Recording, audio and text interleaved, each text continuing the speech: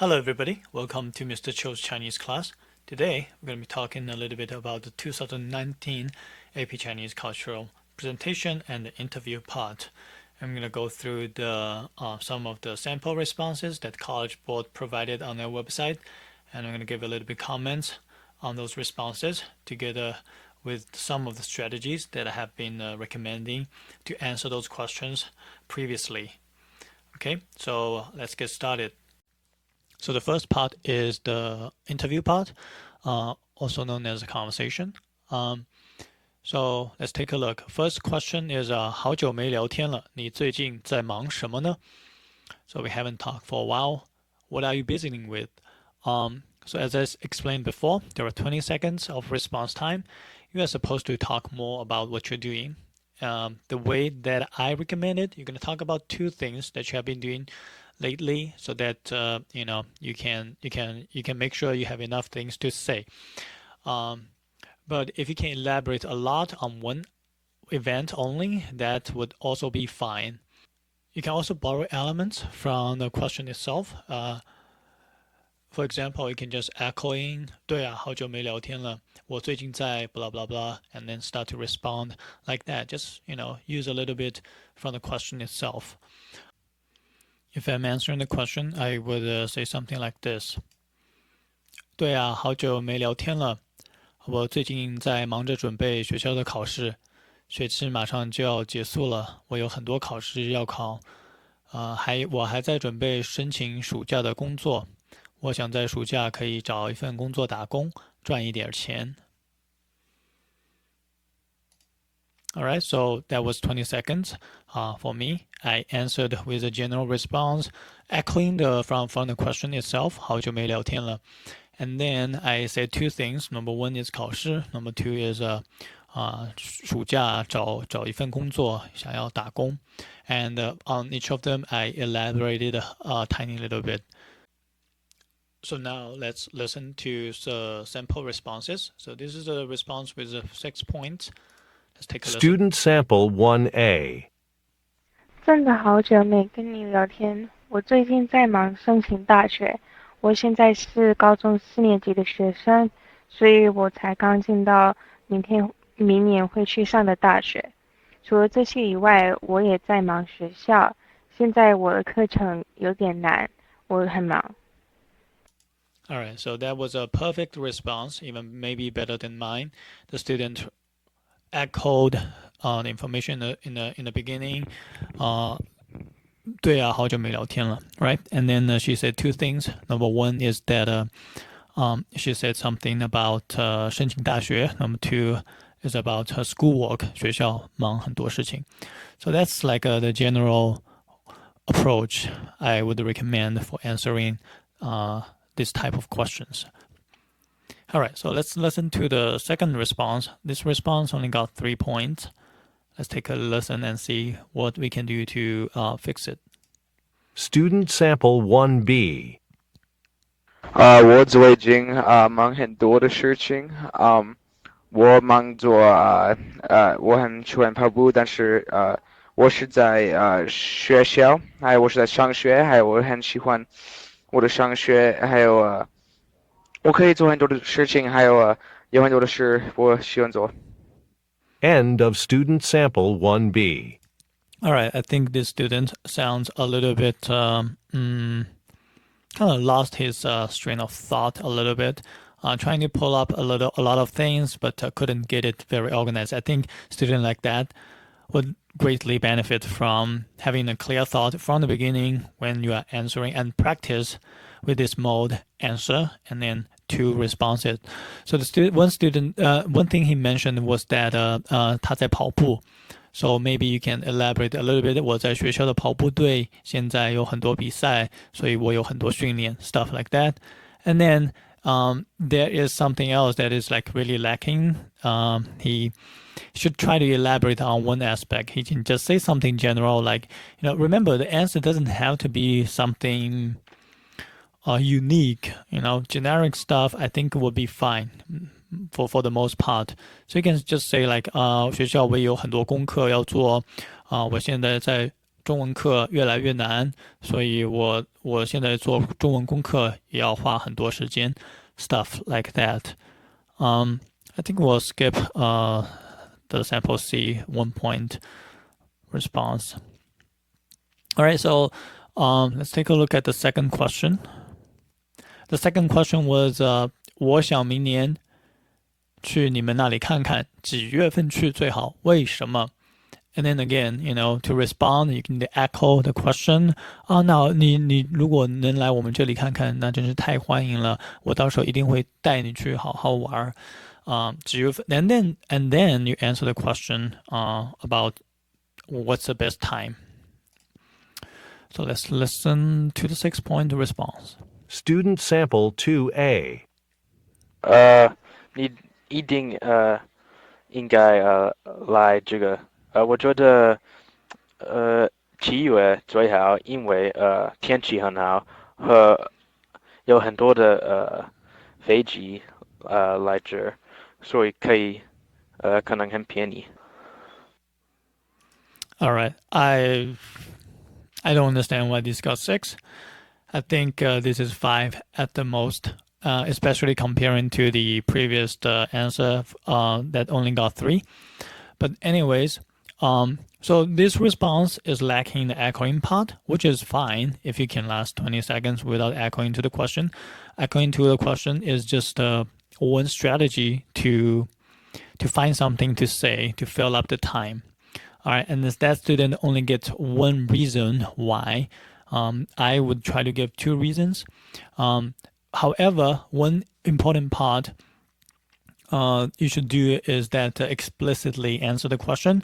7月份, the student was able to explicitly mention the month that is best, and he did give one reason why. I think that's why he got a 6. Like, he answered the question and provided the reason why. And then sometimes they don't ask you 为什么, but you also are expected to elaborate. All right, so let's take a listen of sample B, and then let's see why that student only got 3. Student sample 2B. 我觉得3月或者8月最好，因为不太热和不太累。因为在这里很 End of student sample 2B. All right, so again, I felt like students who got 3 points are the ones who would really benefit from having a better strategy. So here are a couple of suggestions that I would give to students who are coming up with this type of answer. So first of all, you started with it's not the worst thing, but another benefit of borrowing elements from the question, echoing the question, is that you can avoid those kind of like, you can buy yourself a little bit more time to think about the answer. So 我欢迎你来我们这里玩. As you're saying that, you can think of like, the time and then 2 reasons. And the other suggestion that I have for this student is try to give just one specific month in your answer. Because this is a short answer, your answer is only supposed to last for 20 seconds. You can elaborate a lot on 2 months, give different reasons. Make it simple and make it straightforward, and make sure you have elaboration, answering why. That is the important part. If you're answering both 3月 and 8月, it just made it a little bit more difficult for yourself in the elaboration when you only have 20 seconds. And also the student said give one reason, 因为不太热, but it's really lack of elaboration, because 不太热 is like a really basic response. It doesn't really show you at the AP level. If you add a little bit of elaboration, 我们这里夏天非常热，如果你3月份来的时候会更加舒服，气温在华氏70度左右。Stuff like that would make 不太热 that part much better. And then the Butai section, I think like she just came up on the spot and it's not very well thought of, which is fine. Sometimes that happens, and then all you need to do is just to move on. If you have two things that you can say, best. If you don't, try to hang on to that one reason and then make the most out of it. And then after you finish, stop thinking about it, move on to the next question. All right, let's move on to the next question. 你们附近有什么旅游景点？给我介绍一个，这个地方有什么特别的？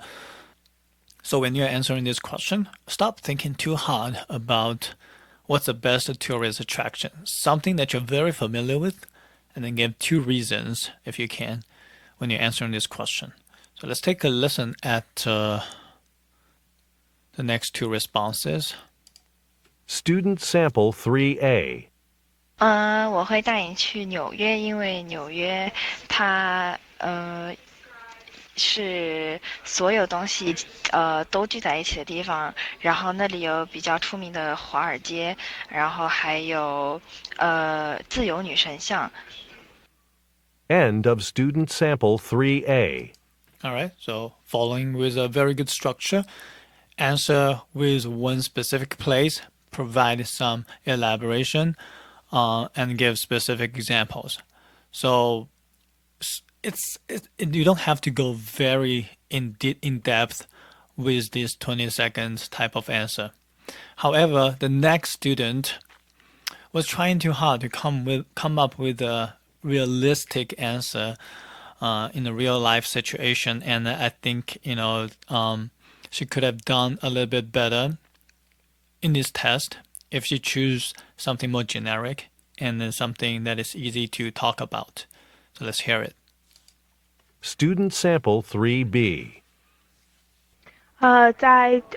我住在杭州，在杭州有 Mark Twain 的家，他写了很多的书，比如 Tom Sawyer's Cabin， 还有你可以看看他的书。End of student sample 3B. All right, so I think by the end of her answer, she kind of realized, oops, I was talking all in English.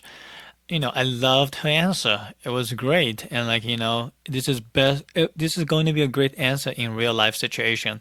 However, it doesn't really show that you can speak Chinese a lot. I feel really bad for that specific student. I would just answer with something like that.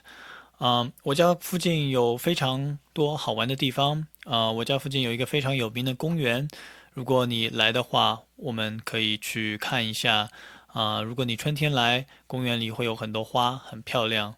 如果你夏天来，我们可以到公园里去游泳，它里面有一个游泳池。Alright, so this is running a little bit long. I'm gonna just briefly go through the next three questions, and if you guys are interested, I'm gonna provide the link in the description below, and you can take a listen at the sample responses and the sample questions and see what you're gonna do for yourself if you were answering those type of questions. Question number 4, 我想参加一次你们学校学生喜欢的活动，你建议哪个活动？为什么？ Alright, don't think too hard about a unique type of activity. Just say something general. 我最喜欢参加学校的篮球比赛。如果你有空的话，我希望你可以一起来。篮球比赛非常好玩，我很喜欢打篮球，而且打好篮球，我们还会一起去吃很多好吃的东西。You can mention 珍珠奶茶 or other stuff, whatever you like. Right? Don't think too hard about a unique activity here. One answer, two reasons, two elaborations that you can say a little bit longer about one long sentence. Question number 5, 我想送给你爸妈一件礼物，他们喜欢什么有中国特色的东西？ Again, don't think too hard about a unique item with Chinese characteristic. Anything that you know about Chinese culture would do.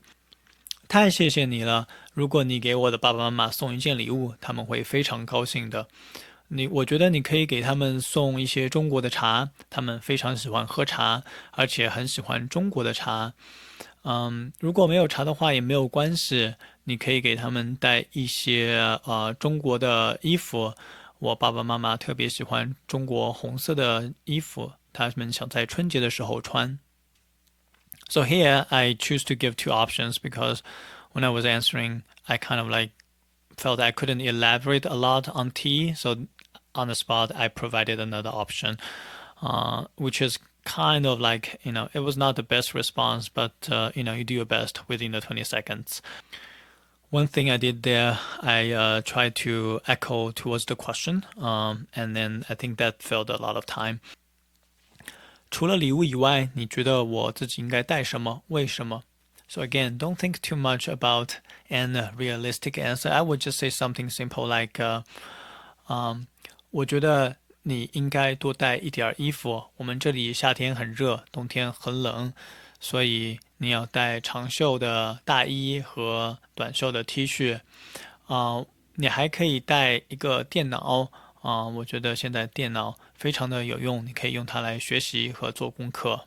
Alright, that wraps up the analysis for student sample responses for the interview section. I hope that is helpful.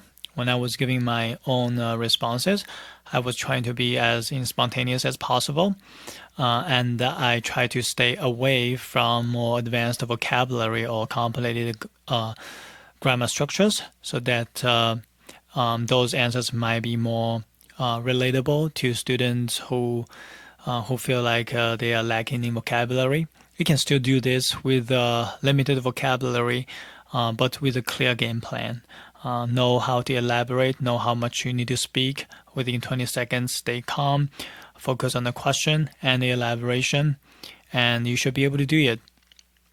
All right, let me know in the comments below if you feel this is helpful, and stay tuned for the next analysis for the cultural presentation part.